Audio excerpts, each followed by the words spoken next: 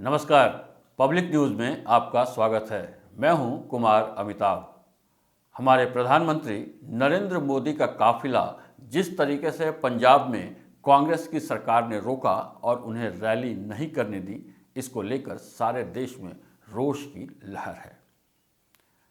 चिंता सबसे ज़्यादा इस बात की रही कि प्रधानमंत्री के काफिले को जिस तरीके से रोका गया था, जिस तरीके से उसमें बाधा डाली गई थी, उससे प्रधानमंत्री के जीवन पर खतरा था। ऐसे मामले देखने में आते हैं कि जैसे गुरिल्ला वार में इसी तरीके से बाधा डालकर हमला किया जाता है। बड़ा खतरा पाकिस्तान भी था, जिसकी सीमा वहां से कुछ ही किलोमीटर दूर थी। पंजाब के पूर्व मुख्यमंत्री अमरिंदर सिंह ने तो यहां तक आशंका जताई कि पाकिस्तान चाहता तो तोप से हमला कर हमारे प्रधानमंत्री को उड़ा सकता था। बेहद गंभीर मसला था।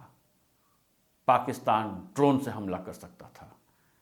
जिस फ्लाईओवर पे प्रधानमंत्री का काफिला अटका था, वो फ्लाईओवर उड़ाया जा सकता था, क्योंकि भागने की जगह कहीं नहीं होती। इन बातों को लेकर के हमारे मेन स्ट्रीम मीडिया से ज़्यादा सोशल मीडिया पे आज सक्रियता देखी गई। तरह तरह के प्रतिक्रिया आ रही हैं। देश भर में आम जनता प्रधानमंत्री की सुरक्षा को लेकर इतनी चिंतित हो गई कि जगह जगह मंदिरों में पूजा पाठ किया जा रहा है। खुद मध्य प्रदेश के मुख्यमंत्री शिवराज सिंह, उन्होंने भी मंदिर में जाके प्रधानमंत्री के लंबी आयु के लिए पूजा पाठ किया। महामृत्युंजय का जाप हो रहा है। देश के कई मंदिरों में, सभी प्रमुख शिव मंदिरों में महामृत्युंजय का जाप चल रहा है। इससे पता चलता है कि प्रधानमंत्री की लोकप्रियता कितनी ज़्यादा है। और कांग्रेस ने जिस तरीके से इस काम को अंजाम दिया है, इससे कांग्रेस की लोकप्रियता पे बहुत बुरा असर पड़ा है। प्रधानमंत्री मोदी को मानो नया जीवन मिला हो, इस तरीके से लोग उनके लिए जगह जगह प्रार्थनाएं कर रहे हैं और चेतावनी भी दे रहे हैं। कहा जा रहा है कि कांग्रेस के नेताओं को यह समझना चाहिए कि उन्हें भी देश भर में घूमना है।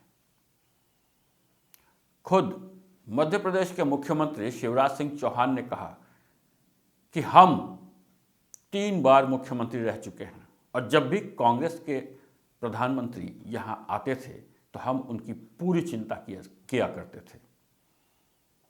देश का प्रधानमंत्री किसी एक पार्टी का नहीं होता, वह सबका होता है। उत्तर प्रदेश के मुख्यमंत्री योगी जी ने भी इस पर बहुत दुख जताया। उन्होंने साफ साफ कहा कि कांग्रेस लोकतंत्र की हत्या कर रही है। इस मामले को लेकर के हर एक वर्ग में गुस्सा है। आज सरकार ने भी इस पर चर्चा की, केंद्रीय कैबिनेट की बैठक हुई इस पर। उसके बाद प्रधानमंत्री स्वयं राष्ट्रपति के पास गए और उन्होंने सारी जानकारी दी, घटनाक्रम के बारे में उन्हें बताया। राष्ट्रपति रामनाथ कोविंद ने इस पर दुख जताया। उन्होंने कहा कि ऐसी घटनाएं देश के लोकतंत्र के लिए ठीक नहीं है। हालांकि पंजाब सरकार ने भी इस मामले पर एक जांच कमेटी, 3 सदस्यीय जांच कमेटी बैठाने की घोषणा की है। लेकिन पंजाब के मुख्यमंत्री चरणजीत सिंह चन्नी अभी भी वही सुर अलाप रहे हैं। उन्हें अभी भी कहीं कोई खतरा नहीं लगता। बड़े ही नादान और निर्दोष किस्म के वो बनने की कोशिश कर रहे हैं। उनके साथी सिद्धू, उन्होंने तो बाकायदा खिल्ली उड़ाई। उन्हें ऐसा लगता है कि उन्होंने कोई मैदान मार लिया है। प्रधानमंत्री की रैली को रोककर उन्होंने कोई मैदान मार लिया है।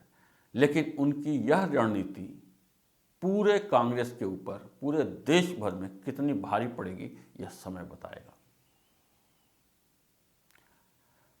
इनके अलावा 27 पूर्व डीआईजी लेवल के अधिकारियों ने राष्ट्रपति को चिट्ठी लिखी है और इस बात पर घोर चिंता जताई है। उन्होंने साफ साफ कहा है कि इस तरह की घटनाएं देश में देशद्रोही किस्म के मानसिकता के लोगों को बहुत ही प्रोत्साहन देंगी। और प्रधानमंत्री के साथ ऐसा होना हमारी सुरक्षा को लेकर बहुत बड़ा खतरा है। देश भर में इस घटना के खिलाफ प्रदर्शन भी हुए हैं,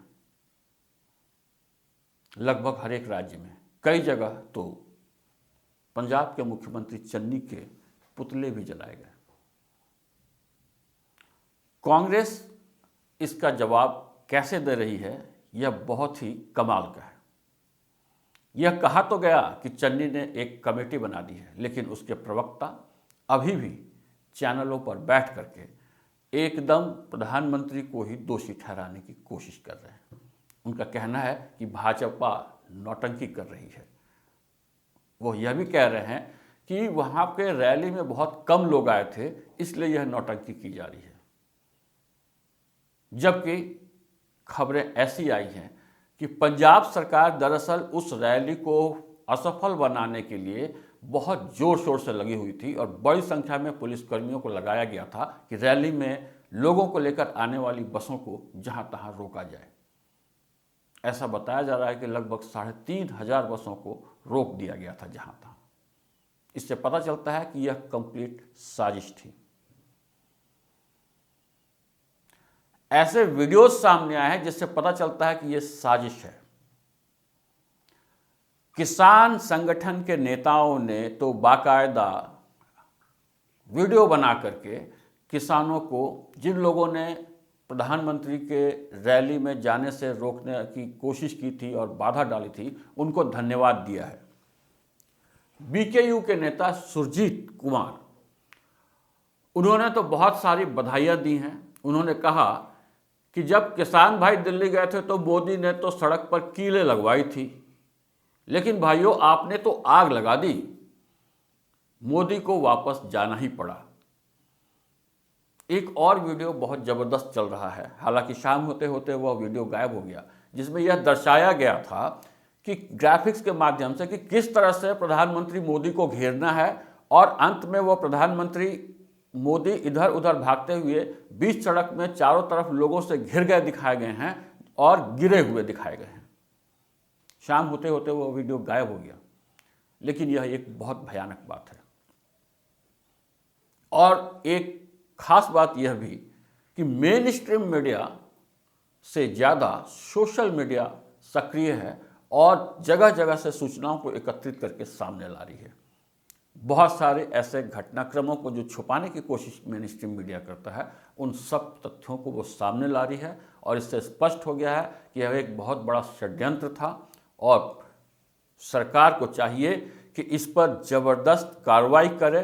अभी तक केंद्रीय गृह मंत्री अमित शाह ने कोई बयान नहीं जारी किया है, लेकिन यह पता चल रहा है, यह लग रहा है जिस तरीके से मंत्रिमंडल की बैठक हुई है कि वहाँ पर शायद सरकार राष्ट्रपति शासन लगा दे।